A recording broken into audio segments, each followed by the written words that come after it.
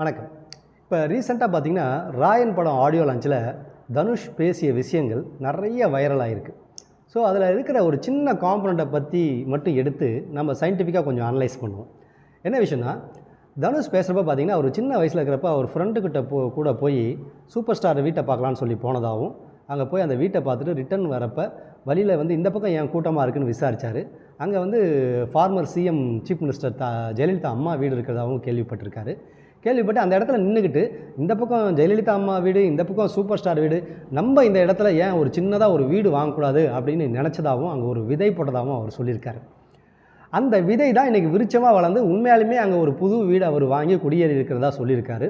அன்னைக்கு போட்ட விதை அப்படியே திடீர்னு இங்கே ஒன்றும் புதுசாக ஒரு வீடு வரல. அங்கே நடுவில் ஏகப்பட்ட உழைப்புகள், ஏகப்பட்ட பரிணாமங்கள் அவர் எடுத்ததாக சொல்லியிருக்காரு. இது எப்படிங்க அவருக்கு மட்டும் சாத்தியமாகுது, இது எல்லாருக்கும் சாத்தியமாகுமான்னு கேட்டால் அதை தான் நம்ம இப்போ இன்றைக்கி பேச போகிறோம். இப்போ ஒரு விஷயத்தை அவர் அந்த இடத்துல நின்று நினச்சது, அது எப்படி அதுக்கு ஒரு கண்டினியூஸாக ஒரு செயின் ரியாக்ஷன் மாதிரி நடந்து கடைசியில் அதே இடத்துல அவர் கொண்டு வந்து நிறுத்தியிருக்கு அப்படின்னு பார்த்திங்கன்னா, ஒரு விஷயத்தை நம்ம சிந்திக்கணும்னா அந்த விஷயங்கள் ஒரு வேவ்ஸாகவும் ஒரு எனர்ஜியாகவும் பரவும். எப்படி லைட் வேவ்ஸ் வேவாகவும் எனர்ஜியாகவும் பரவுதோ, எப்படி சவுண்ட் வேவ்ஸ் ஒரு வேவாகவும் ஒரு எனர்ஜியாகவும் பரவுதோ, ஒரு இடத்துலேருந்து இன்னொரு இடத்துக்கு கேட்குதோ, அதே மாதிரி நம்ம எண்ணங்களும் பரவும். ஆனால் இப்போ லைட் வேவுக்கும் சவுண்ட் வேவுக்கும் பர்டிகுலர் டைரக்ஷன்ஸ் உண்டு. ஆனால் நம்ம எண்ணங்களுக்கு பர்டிகுலர் டைரக்ஷன் இல்லை. அந்த பர்டிகுலர் டைரக்ஷன் எப்போ கிடைக்கும் அப்படின்னா, இயல்பாக இருந்து ஒரு விஷயத்தை நீங்கள் ஆழமாக யோசிச்சிங்கன்னா, அப்போ நீங்கள் எங்கே போய் நிற்கிறீங்கன்னா கரெக்டாக உங்கள் ஆள் மனசாண்ட போய் நிற்கிறீங்க. உங்கள் ஆள் மனசுன்றது அதான் சப்கான்ஷியஸ் மைண்டுன்னு சொல்லுவாங்க இல்லையா? அந்த சப்கான்ஷியஸ் மைண்டில் நீங்கள் நிற்கிறப்ப ஒரு விஷயத்தை நீங்கள் இயல்பாக ஆனந்தமாக சொல்லிட்டீங்கன்னா அந்த விஷயம் டைரெக்டாக பிரபஞ்சத்தோடு கனெக்ட் ஆகிடுது.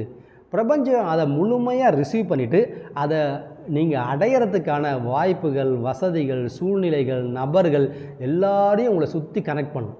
அதுக்காக நிறைய அது டைம் எடுத்துக்கும். அது ஆனால் கொஞ்சம் கொஞ்சமாக அந்த இடத்துல உங்களை கொண்டு போய் நிறுத்திடும். அது முழுக்க முழுக்க பிரபஞ்சத்தோட வேலையாக மாறிடும். ஸோ அதுதான் அவர் சார் விஷயத்தில் நடந்திருக்கு. அவர் என்ன பண்ணியிருக்காருன்னா, அப்படி ஆழமாக நினச்சிருக்காரு. நினச்ச பிறகு அதுக்கான வாய்ப்புகள், பட வாய்ப்புகள், நிறைய நடிப்புகள், நிறைய பரிணாமங்கள் அவர் பண்ண அதற்கான நிறைய சூழ்நிலைகள் அமைஞ்சிருக்கு. ஸோ இந்த மாதிரி தான் ஒவ்வொரு இயல்பான மனிதனும் தன் வாழ்க்கையில் சின்ன சின்ன நிகழ்வுகள் நிறைய பார்ப்பேன். நான் நினச்சேன் சார், அது அப்படியே நடந்துருச்சு சார், இப்படி யோசித்தேன் சார், அதே மாதிரி நடந்துருச்சு சார் அப்படின்னு நினைப்பாங்க. ஸோ அப்படி நினைக்கிறதும் செய்கிறதும் எப்படி நடக்குது அப்படின்னா, நீங்கள் சும்மா நினைக்கிறதெல்லாம் நடக்காதுங்க. சும்மா ஆசைப்படுறதெல்லாம் நினைக்காது. ஸோ அதான் ஆசை ஒரு குதிரையானால் அதில் யார் வேணாலும் சவாரி செய்யலான்னு பழமொழியே இருக்குது. ஸோ நீங்கள் நினைக்கிற விஷயங்கள் மேலே உங்களுக்கு ஒரு மிகப்பெரிய ஈர்ப்பு இருக்கணும். நீங்கள் நினைக்கிற விஷயம் ரொம்ப ஆழமாக இருக்கணும். அது உங்கள் சப்கான்ஷியஸ் மைண்ட்லேருந்து நீங்கள் சொல்கிற மாதிரி இருக்கணும். இருந்துச்சுன்னா அதை முழுமையாக அடையிறதுக்கான வாய்ப்புகள், வசதிகளை இந்த பிரபஞ்சமே கொஞ்சம் கொஞ்சமாக உங்களுக்கு செஞ்சு தரும். அந்த எந்த இடத்துல நீங்கள் போய் நிற்கணும்னு நினைக்கிறீங்களோ அந்த இடத்துக்கு உறுதியாக போய் நிற்பீங்க.